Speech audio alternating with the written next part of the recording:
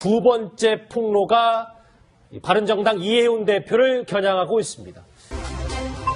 바른정당 이해운 대표가 한 사업가로부터 현금과 명품 가방 등을 받았다는 의혹과 관련해 검찰이 이르면 다음 주 안으로 본격적인 수사에 착수할 것으로 보입니다. 얘가 하는 말이 다 거짓말이니까 제가 이제 공격적으로 나가기 시작을 했더니 오히려 저보고 협박을 한대요. 처음에 30억을 할 때는 여기서 선배님도 한 3억만 달라고 그러더라고요. 그래서 이게 자료가 넘어간 날 사무실에 와갖고 뭐 1,000만 원에다가 뭐 그때 당시에 한 2, 3천만 원 다 받아갔거든요. 이게 다 지금 알선수재가 되든 사기가 되잖아요. 첫 번째로 짚어볼 핵심은 바로 이 대가성입니다. 그러니까 어제 이해운 대표는 그런 얘기가 없다고 했는데 김복준 사업 편의를 봐준 다음에 받아간 돈 이렇게 사업가 A씨는 얘기했습니다. 이 사람 얘기는 이제 쉽게 얘기해서 대가성이 있다는 거죠. 공사를 따주는 조건으로 나한테 돈을 가져갔다. 그렇기 때문에 이거는 알선수재가 된지 사기가 된다는데 이거는 제명은 제가 볼 때는 안 맞는 것 같고요.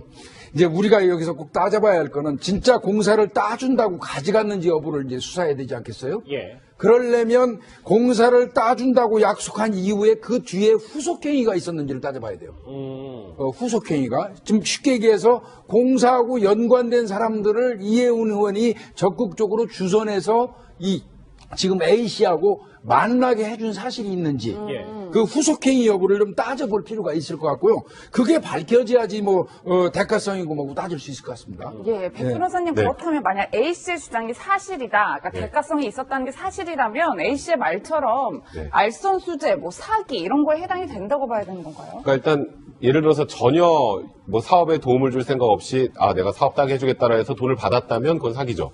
그게 그렇다면. 근데 그게 아니고 무언가 돈을 받아서 액션을 취해서 누군가를 만나게 해주거나 주선을 해주거나 했다면 이게 지금 국회의원 되기 전이면 사전수뢰죄가 될 수 있고요. 그리고 지금 말씀하셨던 알선수뢰죄보다는 저는 사전수뢰죄 쪽이 좀 더 가까운 것 같은데 지금 문제는 어쨌건 이 해당 기업의 임직원하고 만나게 해줬다라는 또 문자 메시지를 또 이 사업가가 A씨가 공개를 했죠.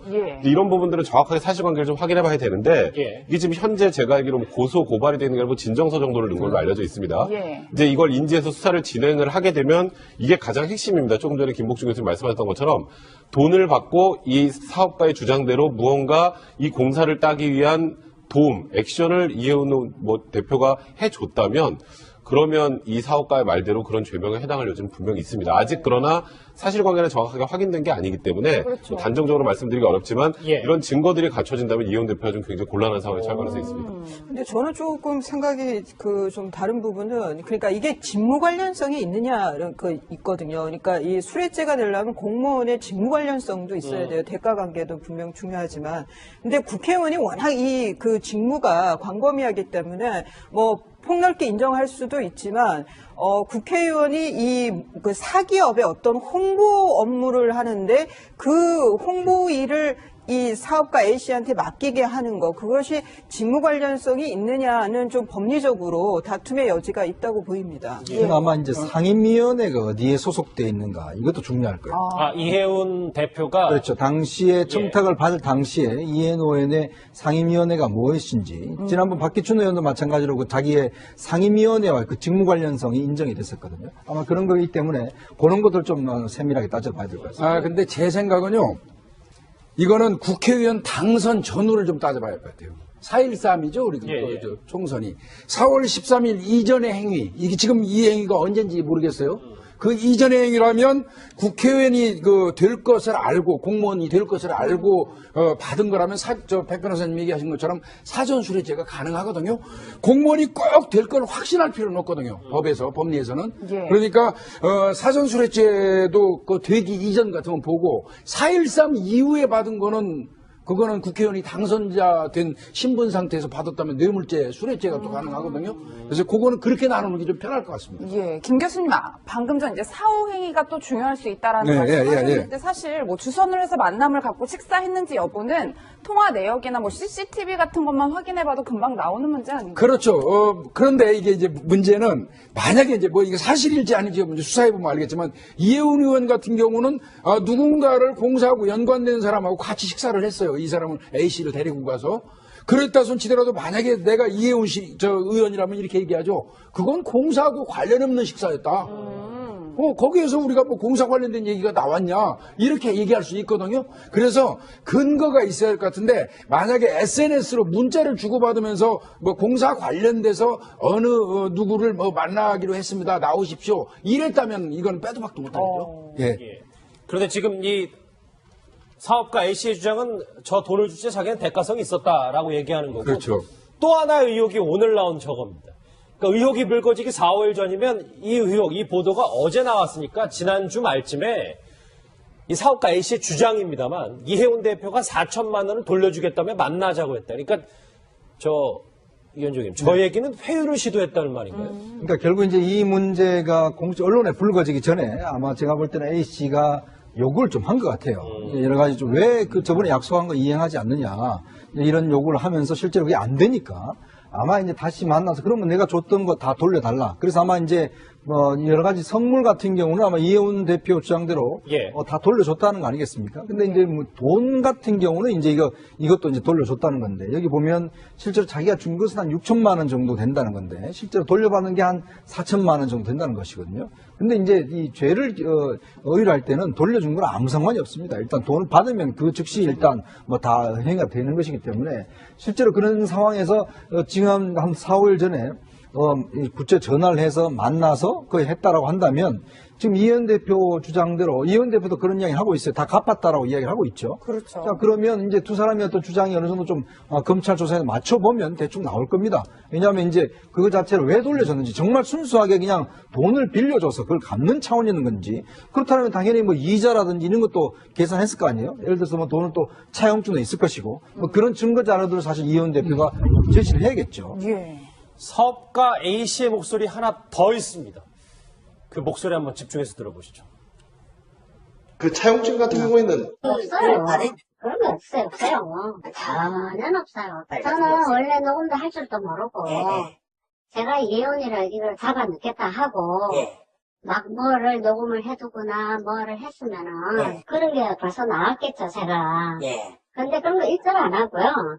아니, 제가 협박을 했다고 하니까 내가 니한테 언제 협박을 했냐. 네가 나한테 갚을 돈이나 갚아라고 문자를 보냈죠. 이 변호사님 분명 어제 이혜훈 대표는 기자회견에서 차용증이 있다고 했고 사업가 A씨는 없다고 해요. 둘 중에 한 명은 거짓말을 하고 있네요.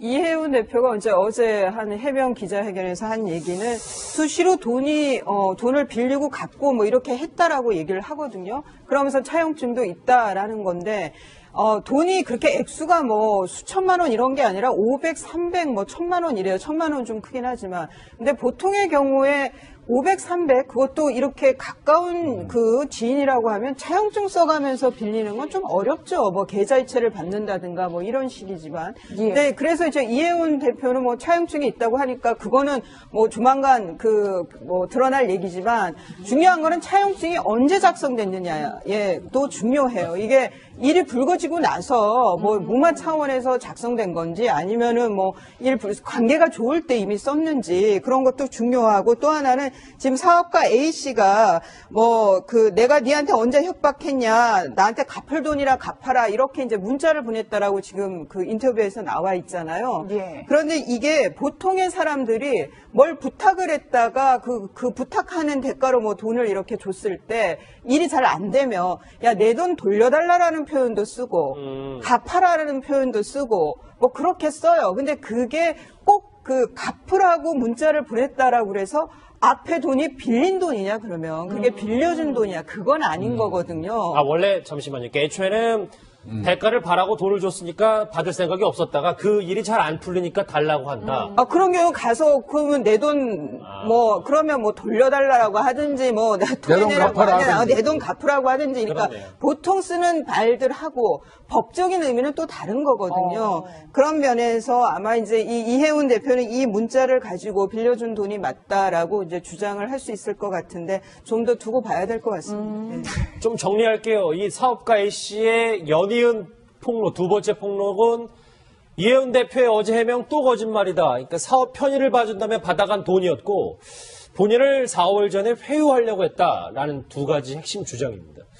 정리는 어느 정도 됐는데 백 변호사님. 그런데 이 사업가 A씨가 아직 못 받은 돈이 2천만 원 남았다고 주장을 하네요. 그러니까 지금 이 못 받은 돈이라는 게 빌려준 걸 못 받았다는 뜻이 아닌 것 같고요. 일단 이 지금 사업가 얘기는 자기가 돈을 줬는데 이제 뭔가 민원 해결이 안 됐으니까 내 돈 돌려줘라는 취지로 돌려달라고 한 건데 그중에 2천만 원을 덜 받았다고 하는 거거든요. 그렇죠. 사실 이 사건의 핵심은 저는 이렇게 생각을 해요. 이해운 대표는 지금 돈을 계속 빌렸다라고 주장을 하고 있죠.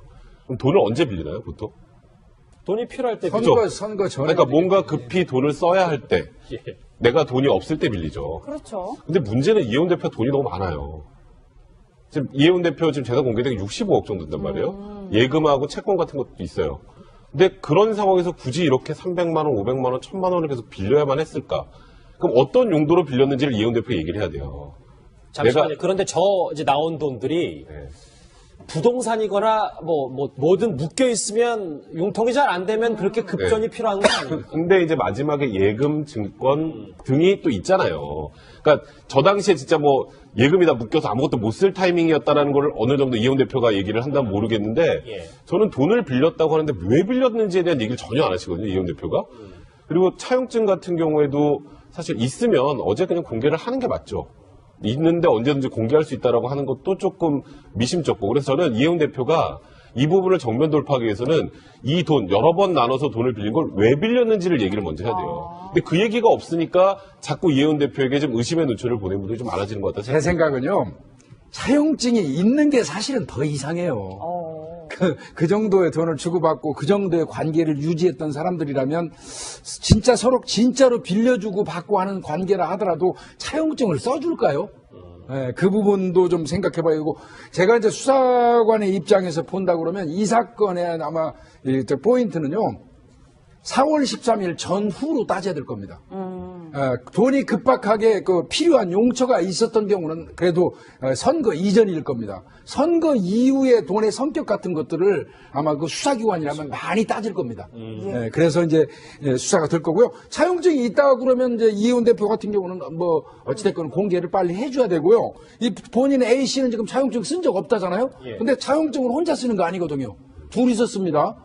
둘이서 써서 자필로 쓰든지 아니면 공증을 하든지 서명, 날인, 날짜 다 있는 거니까요. 예. 차용증이 있으면 빨리 신속히 공개해서 진위 여부를 서로 따져보는 게 좋겠죠. 예, 이현정 의원님 사실 저 같은 일반인의 경우는 돈은 은행에서 빌린다라는 개념만 있고 이렇게 누군가에게 수시로 얼마를 이렇게 빨리빨리 빌릴 수 있다는 게 잘 개념이 이해가 안 가는데. 그러니까 이게 지금 아마 제가 볼 때는 이제 지난 총선 경선 전이 굉장히 치열했지 않습니까? 당시에 이제 조윤선 전 장관이 그 지역구에 나왔어요. 그랬죠. 그때 당시만 해도 진박이라고 하는 조윤선 전 장관이 공천될 것이라는 그런 한간한 소문이 퍼졌었죠. 예. 근데 이 경선을 했거든요. 이 경선전이 엄청나게 치열했습니다, 사실은. 마지막까지도 치열하게 접전을 벌여서 사실은 이제 이해운 대표가 간신히 이제 사실 경선을 이겼잖아요. 그러니까 본선보다 경선이 그렇죠. 더 치열했습니다. 당시 강남에서 정말 경선이 치열했는데 그러면 경선이 치열하다 보면 사람 동원이라든지 여러 가지 면에서 돈 들어갈 때가 꽤 많죠. 자, 그런 상황에서 이제 제가 볼 때는 아마 이해운 대표가 돈이 필요해서 수시로 좀 돈을 좀 빌렸던 것 같은데 정치는요, 제일 첫 번째 이게 한 게 뭐냐면 정치권의 가장 큰 거짓말은 대가 없는 깨끗한 돈. 이게 가장 큰 거짓말입니다. 이게 모든 돈 받은 정치인들이 제일 먼저 하는 이야기 뭐냐면 순수하게 깨끗한 돈을 받았다고 이야기를 하는데 예. 다들 그렇게 이야기합니다. 정치권에 순수한 돈 어디 있습니까? 다 대가를 바라고 하는 이야기거든요. 그러니까 이해운 대표도 아마 누구한테 친박 원로한테 소개를 받았다고 하는데 이게 소개받으면 왜 소개받았겠습니까? 그 사람이 무슨 이유로? 그럼 뭔가 이 사람 만나면 뭔가 좀 도움을 줄 거야. 소개받지 않습니까? 그 도움 준다는 게 뭐겠어요? 결국은 돈에 대한 도움이잖아요. 그러니까 뻔히 이제 보이는 거거든요. 우리 같은 사람도 저도 정치보를 치르면서 보면 저 사람은 뭔가 오래 만나면 뭔가 문제가 생길 사람이다라는 게 딱 보이거든요. 알겠습니다. 이해운 대표 정치 하루 이틀 하는 거 아니지 않습니까? 이해운 대표의 해명 중에 지금 이현정 의원님께서 잠깐 언급했던 그 부분이 있습니다. 한번 집중해서 무슨 얘기 들어보실까요? 처음 알게 된 것은 총선 경선 때 정치권의 원로이신 친박 모 인사이신데 그분은 뭐 이름을 공개하기는 그렇습니다. 그분의 소개로 접근해 왔습니다. 개인적으로 뭐 A, B, C 이런 분들에 대해서 얘기를 하는데 굉장히 좀 이상한 얘기를 한다 그런 생각을 많이 하고 정치인 A 뭐 이런 식으로 저한테 한 거와 동일한 수법으로 했던 일들을 몇 가지 듣게 됐습니다. 근데 이제 오늘 사업가 이시 두 번째 폭로도 나왔습니다. 근데 왜 어제 이수지 변호사 이해운 대표는 저 사업가 이시를 소개시켜준 사람이 친박 원로 인사를 콕 집었을까요? 이게 구체적으로 밝혀야 된다라고 생각해서 이제 그 인사에 대해서 그래 어느 정도의 정보를 줘야 된다고 생각해서 친박이라고 말했을 수도 있고 또 다른 의미로는 왜 지금 이게 문제가 되고 보도가 되나 그러면 이게 뒤에 무슨 정치적인 배경이 있는 거 아닌가 그러면 이해운 대표가 곤혹스럽게 됐을 때 제일 좋은 쪽이 누구냐 그러면은 이제 이해운 대표는 이제 대표적인 이제 자강론자이죠. 한쪽에서는 국민의당과 합하식을 원한다는 말도 있지만 그런 여하튼 좀 자강론을 외치는 쪽이기 때문에 자유한국당에서 웃을 일이다. 이해운 대표가 곤혹스러워지면 그런 면에서 또 친박 인사라고 콕 집은 것이 아닌가 싶기도 하고 한 두 가지 정도로 생각이 됩니다. 예, 김 교수님 말씀처럼 이제 사업가 A씨가 진정서를 냈고 검찰이 이제 다음 주 초쯤에 형사부에 배당을 한다고 하는데 본격적인 수사가 이루어진다 이렇게 보면 될까요? 예, 4일경에 배당이 돼가지고 수사가 직접 이제 진행된다고 하는데, 근데 저는 조금 이제 애매한 부분이 있기는 해요. 이 A씨가 이런 내용이라면 고소장을 제출하는 게 맞는데, 진정서로 했어요. 예. 일반적으로 진정서나 탄원서를 넣는 사람들은 나중에 무고의 책임에서 벗어나려는 의도가 있거든요. 고소장하고 진정서, 탄원서는 또 수사의 단서지만 좀 달라요. 그런 차이가 있군요. 네, 그래서 이제 그 부분이 좀 약간 제 입장에서는 좀 그래 보이고요. 잠시만요. 그러면 왜 그랬다고 보십니까? 이제 이런 경우도 있어요. 정식으로 고소를 했다가 본인은 맞는데 수사 결과가 결국은 상대방한테 유리한 결과가 나와서 무고의 책임을 지게 되는 경우를 예상하는 경우도 있어요. 그런 사람들도 이제 있기는 한데요. 아마 전문가의 조언을 받았을 가능성이 많고요. 그리고 이제 저는 이해운 의원한테 차제 말씀드리면 먼저 고소하시죠. 이 정도 국회의원한테 이 정도 치명적인 타격을 좀 가하는 거 아닙니까? 예. 사실이 아니라면 그렇죠. 그렇다면 이해운 의원도 인터뷰로 이거 대응할 게 아니고요. 고소장을 제출해서 이 사람하고 맞대응하는 게 그게 보다 명쾌하지 않겠습니까? 정확하게 이게 만약에 완벽하게 허위라면 이거 100% 명예훼손이죠. 그렇죠. 허위라면. 그러니까 저도 지금 조금 전에 말씀하셨던 얘기를 제가 좀 해보려고 그랬었는데, 그러니까 이해운 대표 입장에서는 이 정도로 본인을 곤혹스럽게 만들고 정치적으로 엄청나게 큰 타격을 준 이런 허위 사실을 말하는 사람에 대해서 당연히 정식으로 명예훼손으로, 허위 사실 표현 명예훼손으로 고소를 하는 게 맞죠. 근데 그러다 보니까 자꾸 이해운 대표가 지금 궁지에 몰리는 것 같은데, 이해운 대표가 꼭 해야 될 게 있습니다. 제가 말씀드렸던 것처럼 일단 법적 대응도 저는 하는 게 맞다고 생각을 하고요. 두 번째는 왜 빌렸는지를 정확하게 얘기를 해야 돼요. 저는 그게 제일 이해가 안 돼요. 지금 아까 말씀하셨던 걸로 그 총선 경선 과정이 막 너무 치열했으니까 그때 돈이 필요했을 것이다. 근데 그때 필요한 돈이 300만 원, 500만 원, 1000만 원 이렇게 아니에요. 그러니까 이렇게 소소하게 돈을 그 당시 빌려야만 했던 이유를 명확하게 얘기를 해야 저는 이거 차용증도 별로 의미가 없는 사건이라고 생각을 하거든요.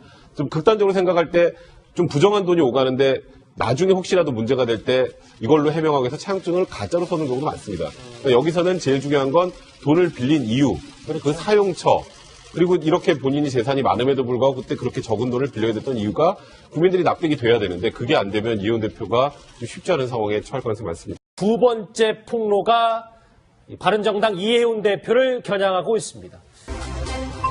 바른정당 이해운 대표가 한 사업가로부터 현금과 명품 가방 등을 받았다는 의혹과 관련해 검찰이 이르면 다음 주 안으로 본격적인 수사에 착수할 것으로 보입니다. 얘가 하는 말이 다 거짓말이니까 제가 이제 공격적으로 나가기 시작을 했더니 오히려 저보고 협박을 한대요. 처음에 30억을 그 할 때는 여기서 선배님도 한 3억만 달라고 그러더라고요.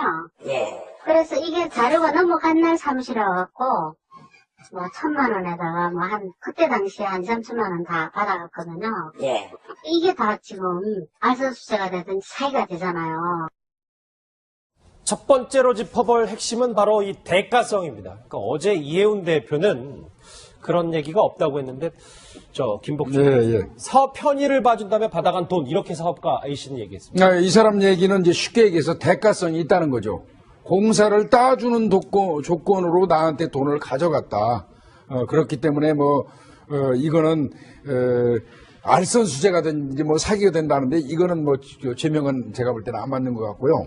이제 우리가 여기서 꼭 따져봐야 할 거는 진짜 공사를 따준다고 가져갔는지 여부를 이제 수사해야 되지 않겠어요? 그러려면 공사를 따준다고 약속한 이후에 그 뒤에 후속행위가 있었는지를 따져봐야 돼요.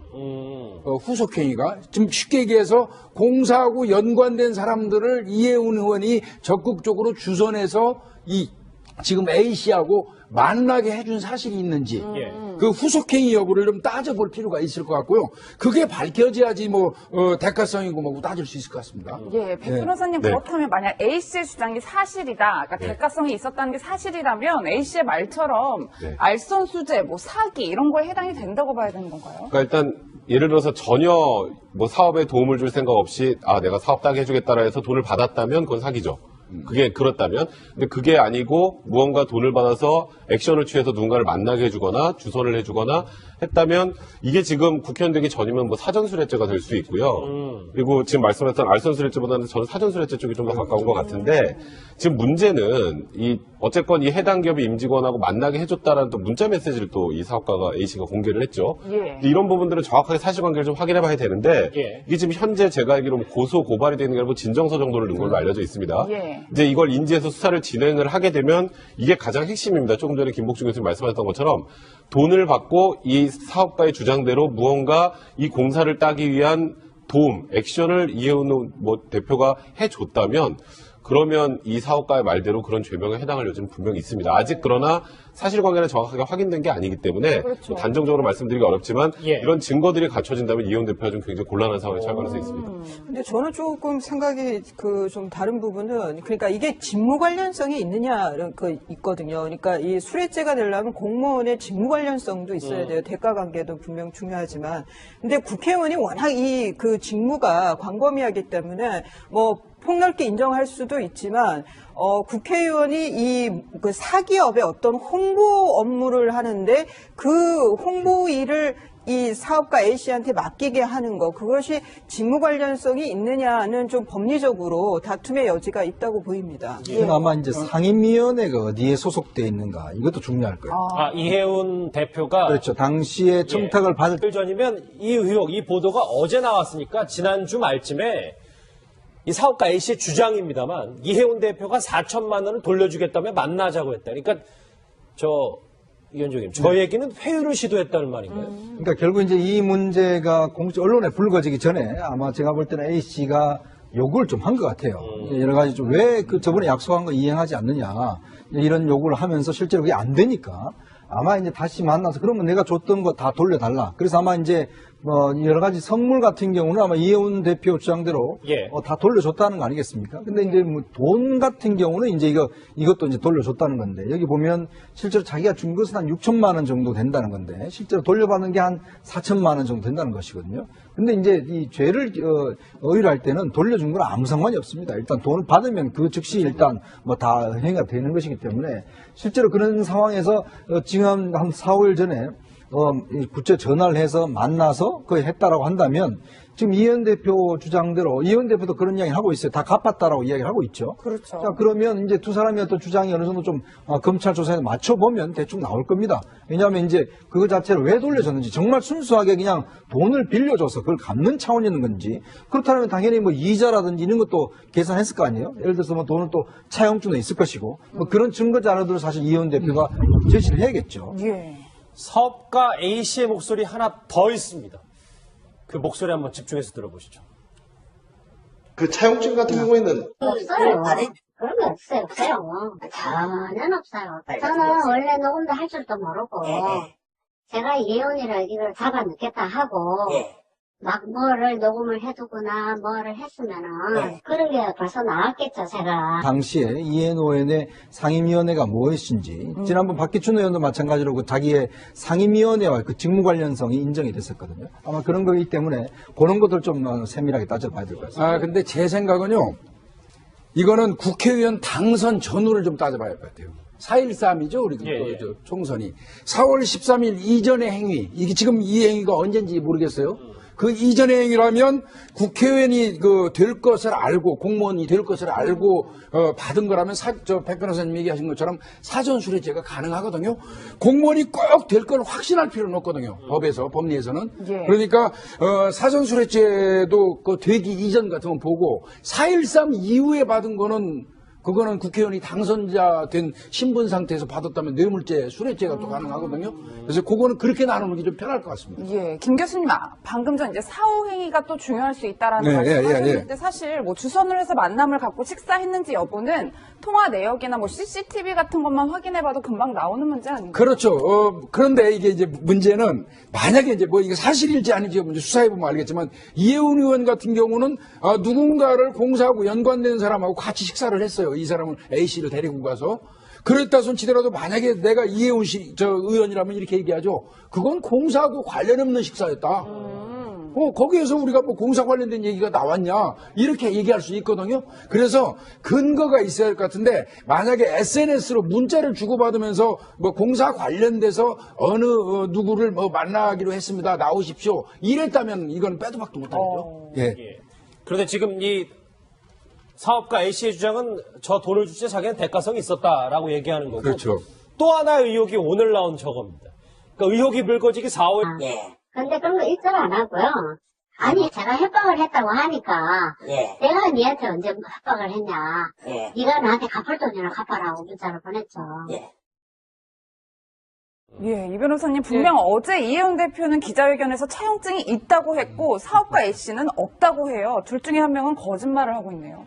이혜훈 대표가 어제 한 해명 기자회견에서 한 얘기는 수시로 돈을 빌리고 갚고 뭐 이렇게 했다라고 얘기를 하거든요. 그러면서 차용증도 있다라는 건데, 돈이 그렇게 액수가 뭐 수천만 원 이런 게 아니라 500, 300, 뭐 1000만 원 이래요. 1000만 원 좀 크긴 하지만. 근데 보통의 경우에 500, 300 그것도 이렇게 가까운 그 지인이라고 하면 차용증 써가면서 빌리는 건 좀 어렵죠. 뭐 계좌이체를 받는다든가 뭐 이런 식이지만. 네, 그래서 이제 이혜훈 대표는 뭐 차용증이 있다고 하니까 그거는 뭐 조만간 뭐 드러날 얘기지만 중요한 거는 차용증이 언제 작성됐느냐에 또 중요해요. 이게 일이 불거지고 나서 뭐 무마 차원에서 작성된 건지 아니면은 뭐 관계가 좋을 때 이미 썼는지 그런 것도 중요하고 또 하나는 지금 사업가 A씨가 내가 니한테 언제 협박했냐 나한테 갚을 돈이라 갚아라 이렇게 이제 문자를 보냈다라고 지금 그 인터뷰에서 나와 있잖아요.